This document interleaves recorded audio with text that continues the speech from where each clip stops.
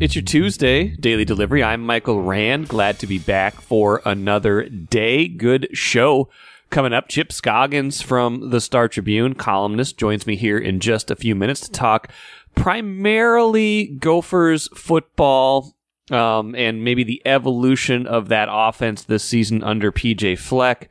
What he thinks might happen with Ethan Kaliakmanis and the passing game, especially relative to other seasons.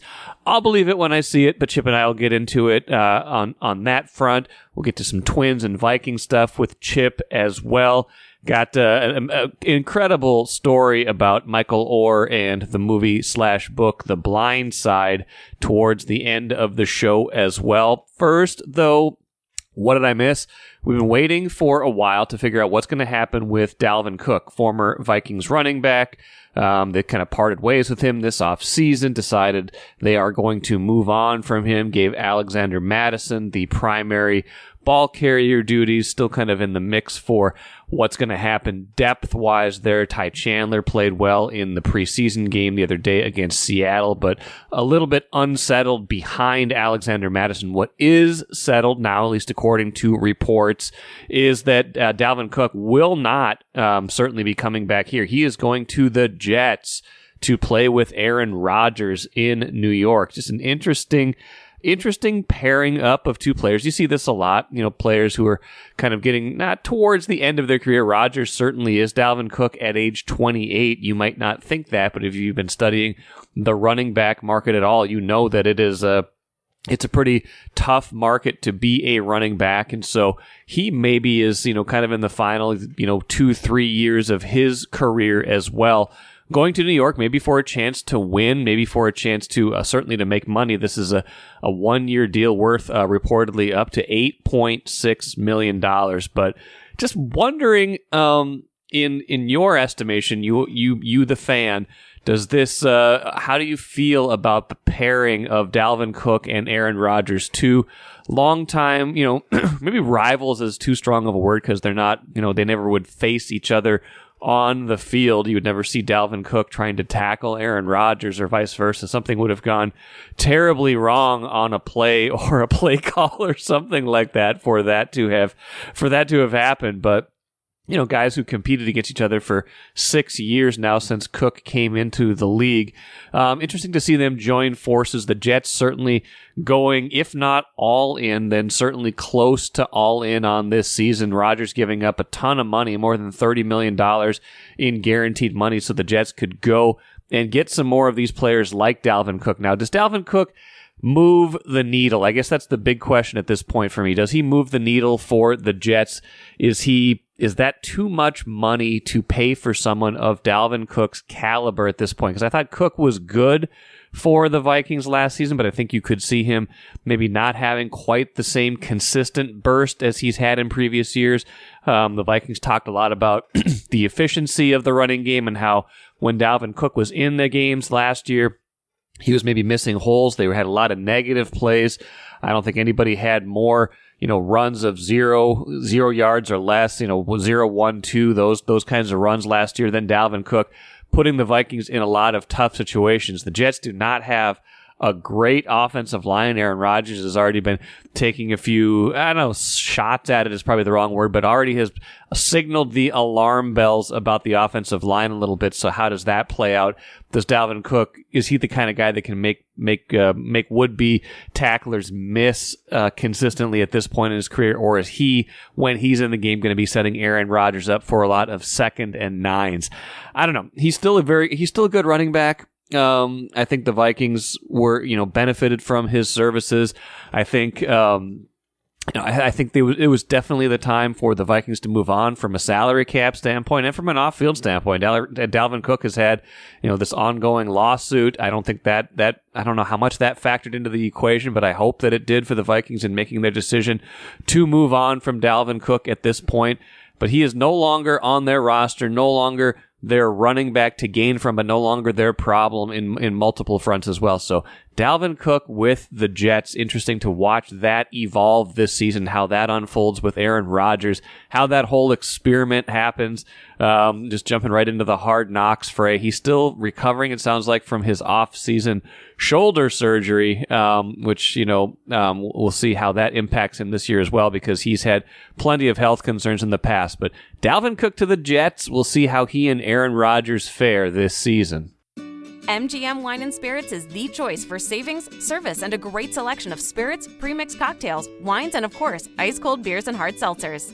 With over 30 locations throughout the Twin Cities and beyond, there's an MGM near you. Head to mgmwineandspirits.com to find a convenient location in your area. Get social. Follow MGM on Facebook and Instagram for all the latest news and trends. Make great moments with MGM Wine and Spirits, your locally owned and operated choice for over 50 years. Save time, save money. Shop MGM. I want to talk college football and some other stuff today, so no better person to do that with than Chip Scoggins from Star Tribune, columnist, longtime college football writer before that. Chip, how you doing? I'm doing great, Mikey. How are you? I am good. It's mid-August, Chip. We're starting to kind of think about football. And you had an interesting piece the other day about PJ Fleck, the Gophers offense, just kind of like what it's been in his first 6 years now. And what's interesting, and you pointed this out, and we've talked about this before, what's interesting is he's very new school in a lot of ways in terms of his attitude, in terms of how he runs his program. I think he's one of these younger kind of upbeat coaches. At the same time, though, he runs a very kind of old school run first option of offense, not option offense, but that's the option he prefers. You wrote that maybe that could change this year. He's being pretty secretive about what they're going to do this year, and that leads you to believe that maybe there's some changes afoot with the quarterback they have, and some of the running backs they no longer have.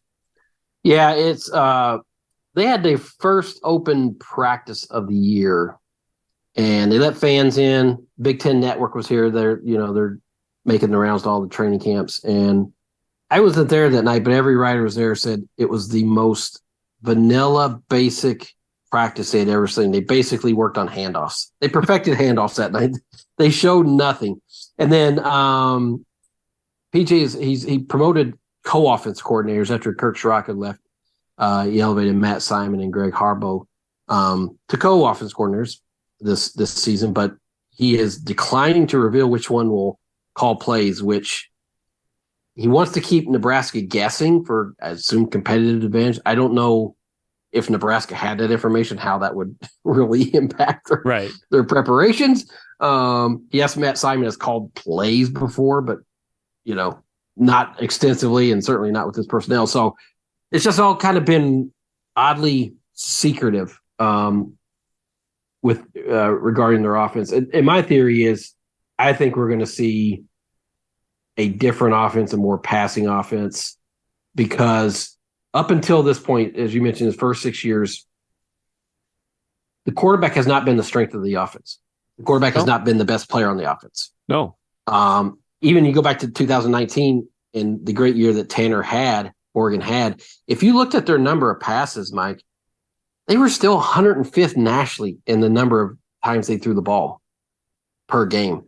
They just maximized those. You had two NFL receivers who maximized those, so it skewed the number, skewed our perception of how many times they actually threw the ball. I think with now that you have Ethan Kalik-Manis in there, this offense is built around him. I mean, he is a big, strong, really nice arm quarterback. So I think we're going to see, and they went out and hit the portal hard to find wide receivers. They brought in 2 transfers who are going to be in their top 5 receivers. I just think you're going to see a more balanced approach this year, whether it's 50-50 or whatever. I don't know if they'll hit that number, but I think we got a glimpse of it against Wisconsin in the regular season finale last year, where Kalik-Manis threw the ball 30 times or 29 times. But within that, there was probably 5 to 7 deep balls, vertical passing. And I just think we're going to see a different looking offense this year.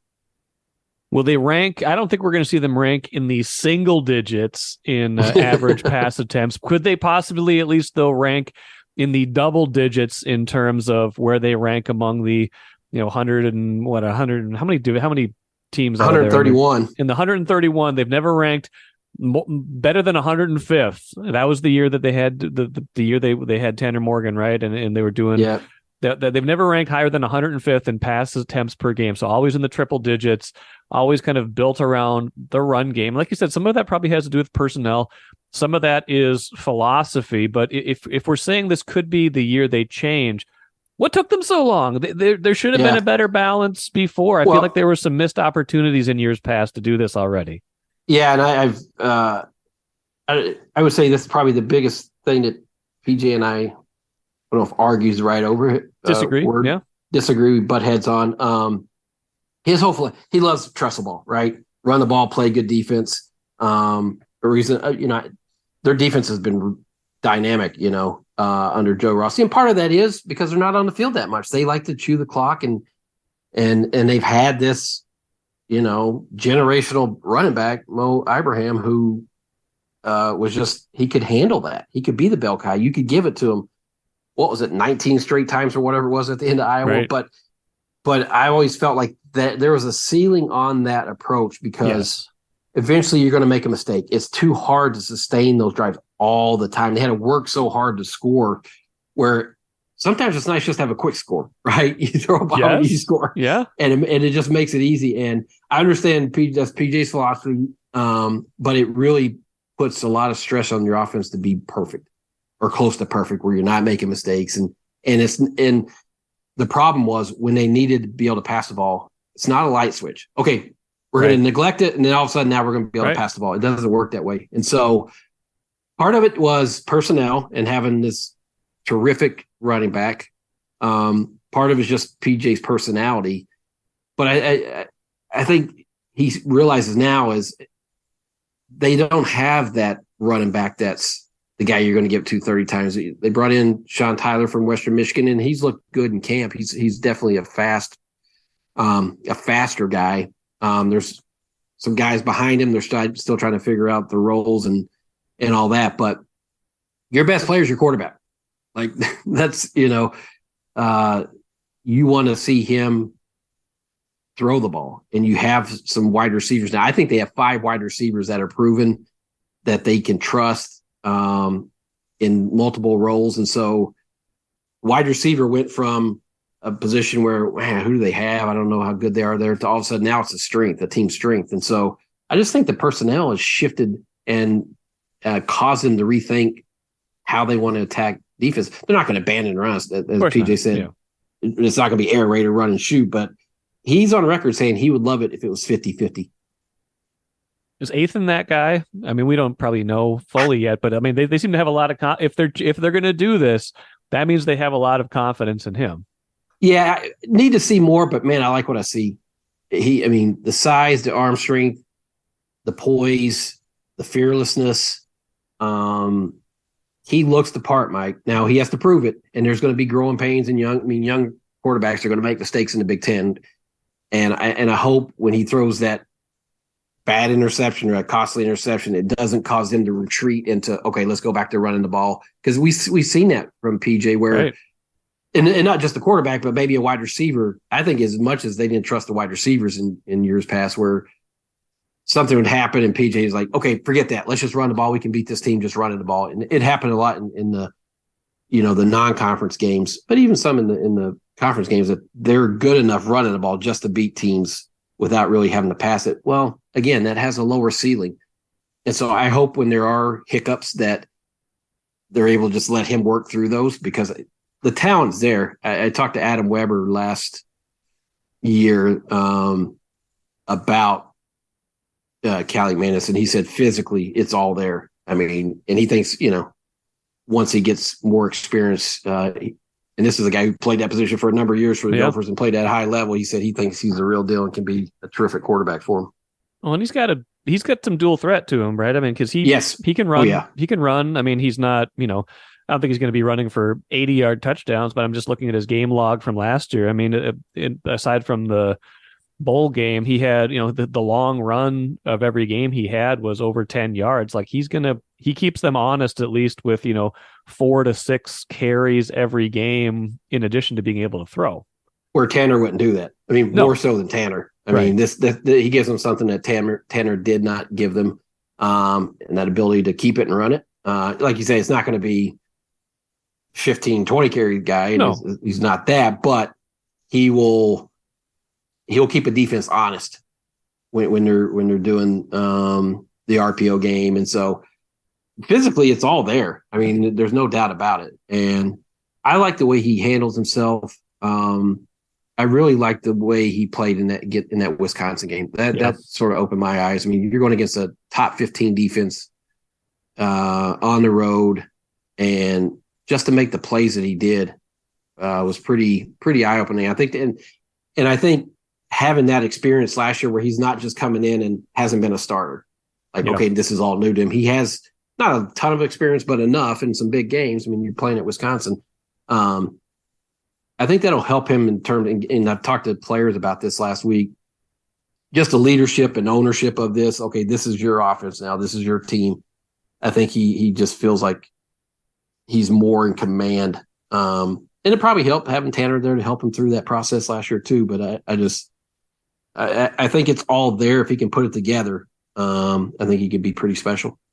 I know you're working on some national college stuff right now. We can save some of the big picture stuff for maybe another time in a few weeks here. But thinking about the Gophers and kind of where they fit in to the Big Ten, to the national picture, like what's the expectation, at least from your opinion, from what else you're reading about, how we should frame this season right now? Well, it's their schedule's tough. I mean, yeah, you look at it, most people, the big publications projected as the second hardest schedule in college football. I mean, Ohio State, Michigan, at Iowa, at North Carolina, which has a Heisman Trophy candidate in Drake May, who's probably going to be the number 2 overall pick. So it's a hard schedule, and it's interesting because all these names and faces that we've known for 5-6 years, Tanner Morgan, Mo Ibrahim, John Michael Schmidt, Story Marin, all these guys that have played a lot of football they're gone. So this is a completely new team. I mean, it is, you need a roster and study it to figure out who some of these guys are. They had a lot of guys hit the portal, a lot of guys they brought in from the portal. So it's a new team, but I don't want to say it's a young team because they have, you're bringing in portal guys that have college experience somewhere. So it's not like these are freshmen. These are guys who played college football. So it's a new team, but not a young team. PJ's, he's high on him. It's a tough schedule. It's last chance to win the West, before the divisions go away in the Big Ten. I would, if you pin me down today, I would say Iowa would be my favorite to win the West, but I think I think there's still teams that have questions to be answered, even Iowa with their quarterback. I mean, you look at all the new coaches in the West, you look at all the new quarterbacks in the West. So there's a lot of teams that have to prove things. But this is the last year before all heck breaks loose in college football. You're going to be adding 4 new schools next year in the Big Ten, no divisions. So this is the last opportunity to try to win the West. You can't truly be considered young if you have a wide receiver who is in his 7th season and is older than Justin Jefferson. That's right. And it'll be, Chris Ottman-Bell, and he's been, I don't even know what classes you take when you've been on campus 7 years. I don't know. But coming back from injury, and he's in that wide receiver mix. But yeah, that's what college sports are, and college football specifically for this is when you have the portal, your team's going to change, but it doesn't mean you're in the classic, as we think, rebuild mode where, okay, we got to be young for a couple years and they'll get, no, I mean, you shouldn't have to go through that with the portal. You should be able to bring in guys. Now, whether those guys are good enough to play at the level you want them to, as we saw with Gophers basketball, that's, right. you have to bring in guys that are ready to produce at the level that you're at. But it's not like you shouldn't have to rely on a bunch of freshmen anymore in college sports. Speaking of competitive rebuilds, Chip, we watched the Vikings in their first preseason game last Thursday. Saw some good things. It took a 10-0 lead, and I had a bunch of takeaways from that game that I talked about last week. But one of kind of the overarching takeaway I think I had, and I want to hear what you think, is that kind of that first layer of depth, at least in that game, seemed okay because, it was only a handful of projected starters that were playing, and the rest of it is mostly like second team guys at the beginning. And I thought Ty Chandler looked good. I like Nick Mullins seemed like he was fine. Like he was like, okay, if something ever happened to Kirk Cousins for a game or two, you could probably survive with someone like Nick Mullins. That'd be okay. Some of their other guys, their defensive players, seemed like they had some ability. But once you got past that, kind of the bottom 10 or 15 players on the roster, they got worked over pretty good by Seattle. Yeah, and how many of those guys are actually going to make the team? Remember, there's going to be a lot of cuts, and when you get down that far, those guys are not going to be part of your equation. The Ty Chandler thing's interesting to me.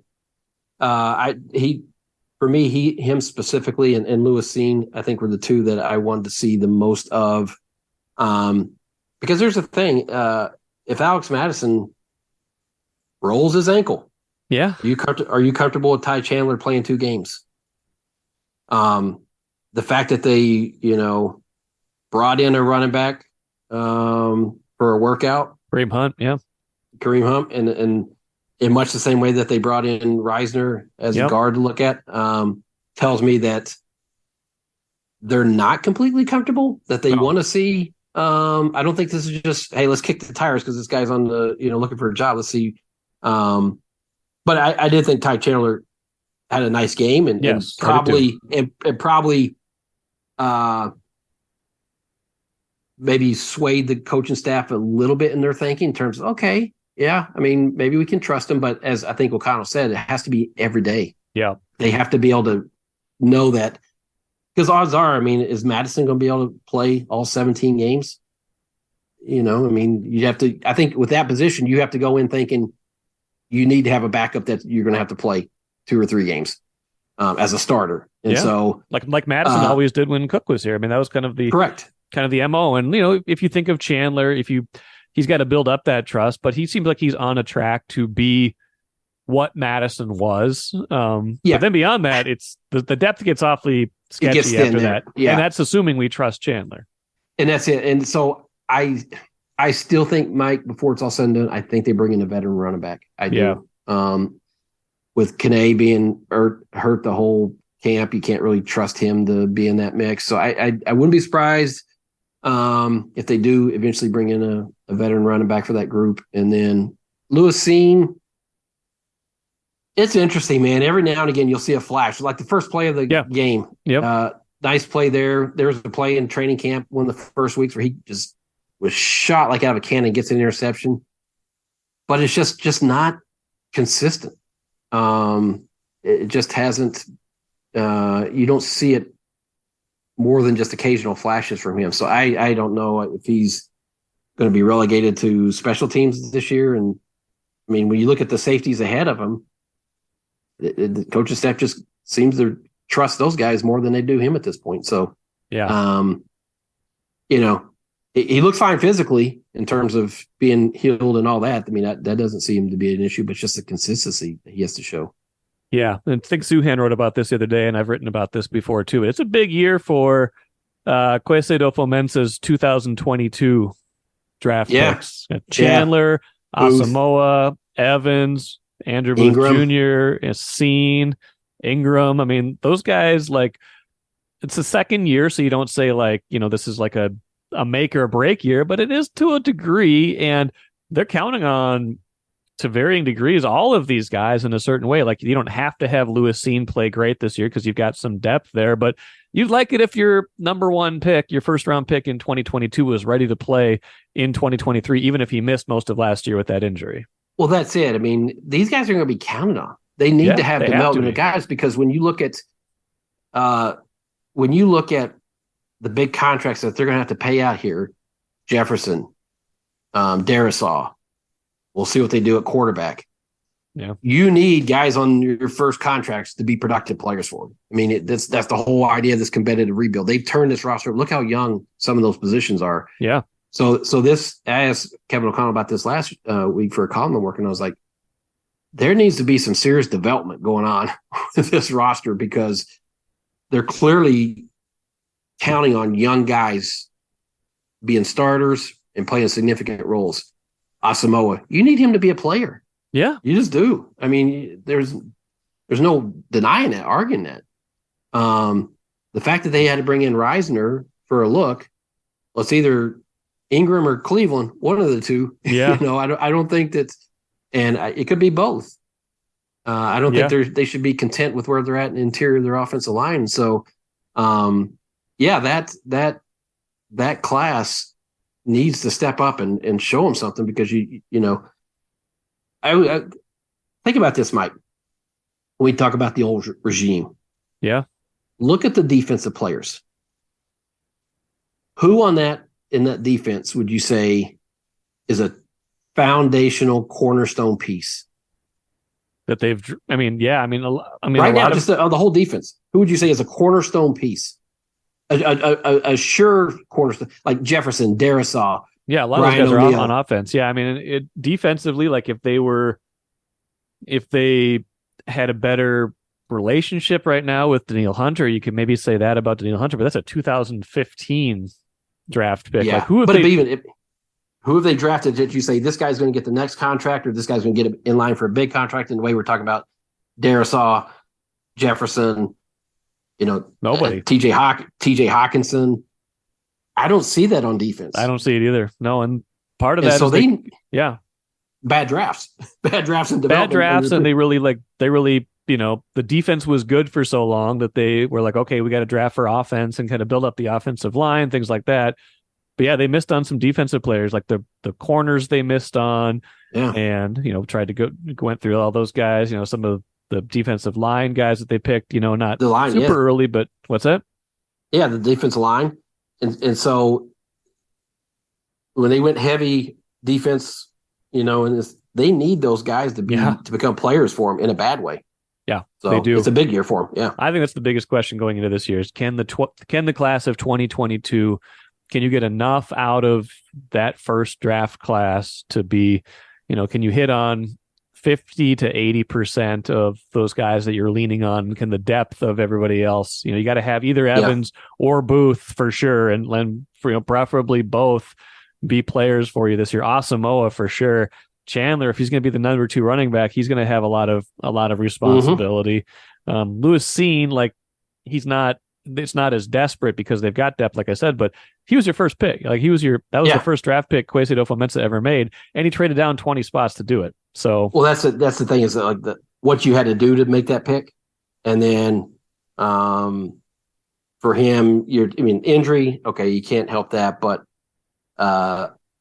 you need to start to see signs that, okay, this is going somewhere, right? Yeah. That the improvement's happening, that next year, depending on where they go with Harrison and all that, is he going to be able to step in and be a starter and a high-level performer for you? It's a big year. It's an absolutely big year for that class. I agree. Chip, really quick, we were talking at the beginning before we started recording about the NFLization of sports. I think it shows up dramatically in Timberwolves fandom, but especially in Twins fandom, where they play roughly 10 times as many games, not quite 10 times as many. Now the NFL has a 17 game schedule, but almost 10 times as many games in baseball. And we've gotten into this mode now where we treat all of these games almost like life or death. And when a team has a 2 or 3 game losing streak, everything's the sky is falling. And when they start winning, everything is fine.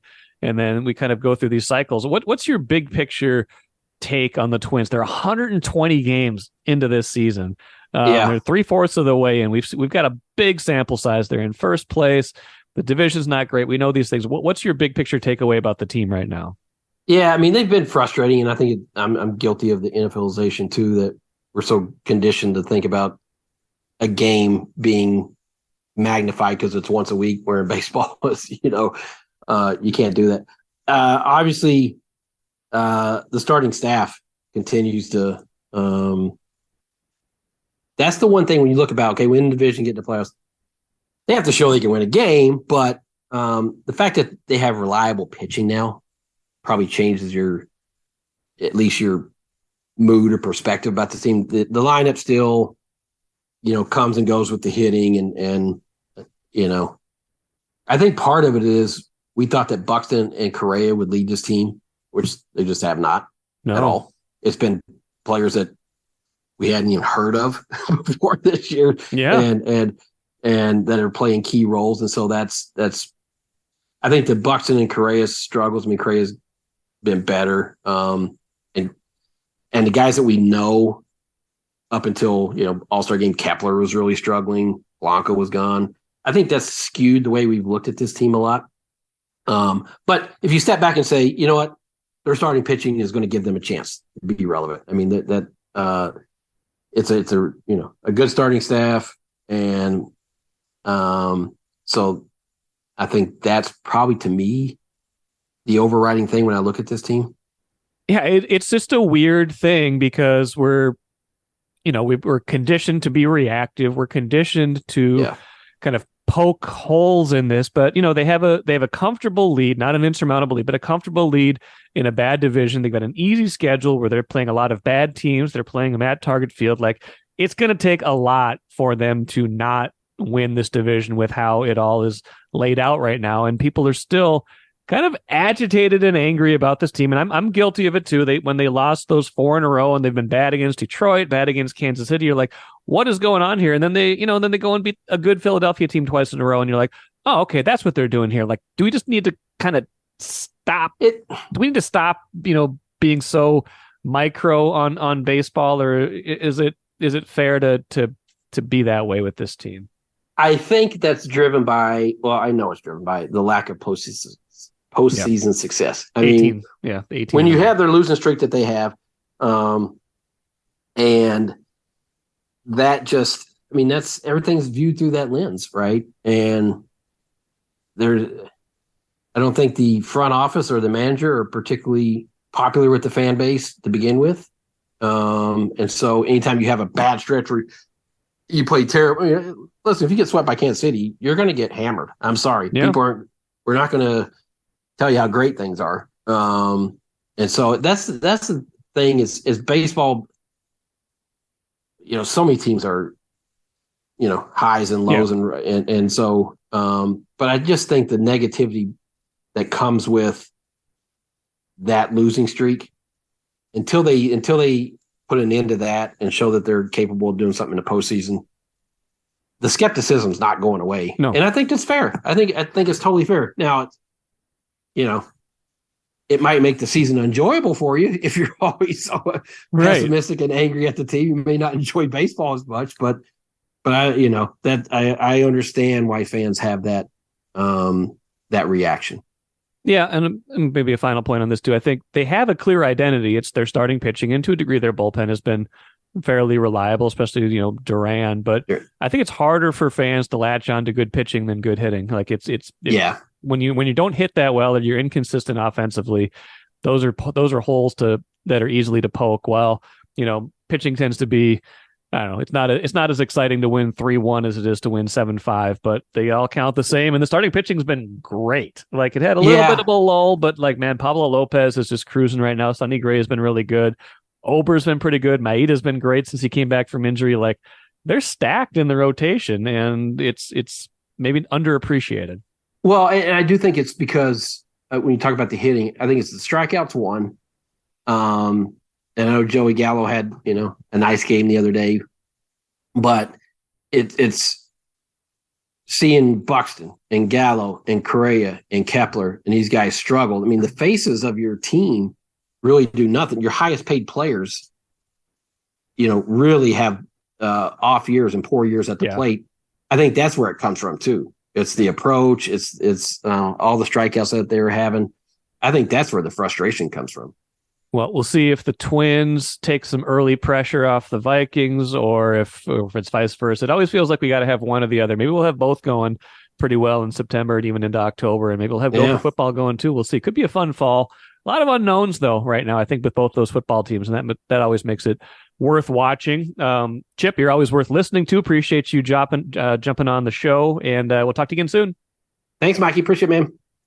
Good stuff from Chip, as always. I love that this drives him crazy because not much gets Chip riled up, but the fact that the Gophers have been such a run dominant team over the years, the fact that he disagrees with PJ Fleck on that, and that maybe that will change this year. I love that because that, like I said, Chip is one of the nicest, most agreeable guys that I know. The fact that this bothers him still, that just kind of makes me smile because I love when Chip gets agitated and Chip gets riled up, and I think this is a good topic because this affects the Gophers and could affect them this season. Let's finish with the cooler. Michael Oher, the subject of the 2009 movie The Blind Side, previously a book by Michael Lewis, coincidentally one of my favorite authors. He is suing the Tuohy family that allegedly adopted him. Now, the central part of this story between Michael Oher and the Tuohy family is that they adopted him. He grew up in poverty. They adopted him into their family. He's saying they never actually adopted him, saying actually he signed into a conservatorship instead, and now he's saying they reaped a whole bunch of profits from the movie that he didn't get, turning contentious. Now, he has a new book out this week, so maybe some of this, I'm not saying it's not true. It very much sounds like it's an interesting piece of his life, and I have no reason to doubt that it's true, but some of the timing of this could be because he has this new book out, but just the story of how maybe this was all a different story than we were told. This is just a fascinating thing to me. You should go read more about it. Michael Oher saying that, basically the premise of The Blind Side is not all that you thought it was. And sometimes when we find that there was a story that has resonated, and this story has resonated for a long time with me and for a lot of people, when you find out that it maybe was not how it seemed to be, and that Michael Oher has perhaps been not given what he was fully supposed to get, and this family has maybe profited off of him in a way that feels really gross if what he's saying is true. That is quite the bombshell, quite the thing to think about. So go read more about that. I might write about more about that today as well. So quite the story that came out on Monday. That is it for me today. Thanks so much for joining me here on Daily Delivery. Good stuff coming up later this week. I think I might have Brock Faber from the Minnesota Wild on a show later this week, so listen up for that. Until then, enjoy the summer. It's still here. It's still summer, you guys. Enjoy the summer. Don't worry about what's coming. Just enjoy the summer, and we'll talk to you again tomorrow.